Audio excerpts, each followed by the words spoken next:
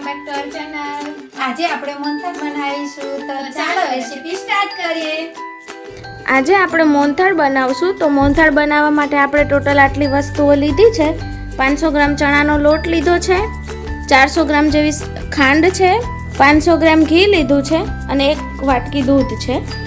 હવે આપણે મોહનથાળ બનાવવા માટે ધાબો આપવાનો છે। લોટને કાઢી લીધો છે મોટા બાઉલમાં। હવે આપણે આમાં ઘી નાખશું,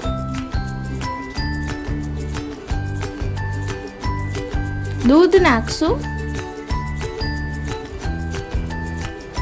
હવે બંને હાથથી મસળી લેવાનું છે। આવી રીતે મસળવાથી ઘી અને દૂધ સારી રીતે ભળી જાય છે લોટ સાથે। તો બંને હાથની મદદથી મસળી લેવાનું છે। હવે આપણો ધાબો દેવાઈ ગયો છે, તમે જોઈ શકો છો।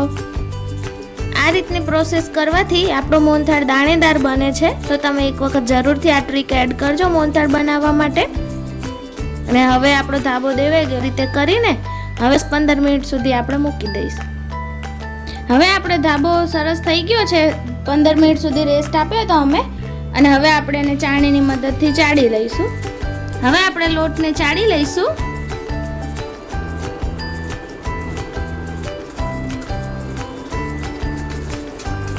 હવે આપણો લોટ ચડાઈ ગયો છે, તો હવે આપણે એને શેકી લઈશું।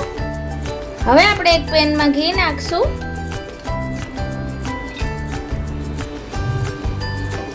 આપણે 500 ગ્રામ ઘી લીધું હતું, એમાંથી અત્યારે આપણે 250 ગ્રામ ઘી નાખવાનું છે, બીજું પછી નાખશું। હવે આપણે લોટ નાખશું,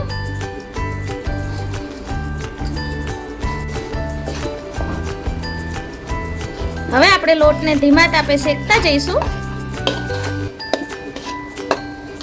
હવે આપણે થોડું ઘી નાખશું,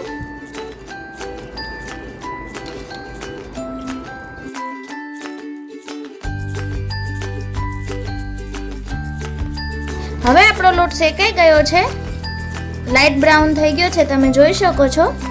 અને હવે આપણે દૂધ એડ કરશું। હવે આપણે હજુ એક વખત દૂધ એડ કરશું। જે આપણે વધ્યું હતું એ થોડું થોડું નાખવાનું છે, એકસાથે નથી નાખી દેવાનું। અને દૂધ એડ કરવાથી આપણો મોહનથાળ દાણેદાર બને છે, તો દૂધ ચોક્કસથી એડ કરજો। હવે આપણે થોડું ઘી એડ કરશું, પહેલા જે બચ્યું હતું એ હવે નાખી દઈશું। હવે આપણો લોટ શેકાઈ ગયો છે, તમે જોઈ શકો છો કલર ચેન્જ થઈ ગયો છે એનો। તો હવે આપણે ગેસ બંધ કરીને ઉતારી લઈશું। હવે આપણે એક બાઉલમાં ખાંડ નાખશું અને પાણી એડ કરશું। હવે આપણી ચાસણી થઈ ગઈ છે, 2 તારની લેવાની છે। કેસર નાખશું,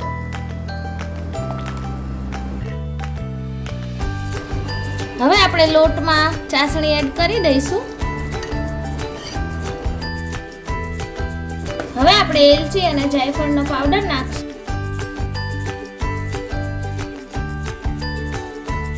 હવે આપણો મોહનથાળ થઈ ગયો છે, તો હવે આપણે એને એક પ્લેટમાં ટ્રાન્સફર કરી લઈશું।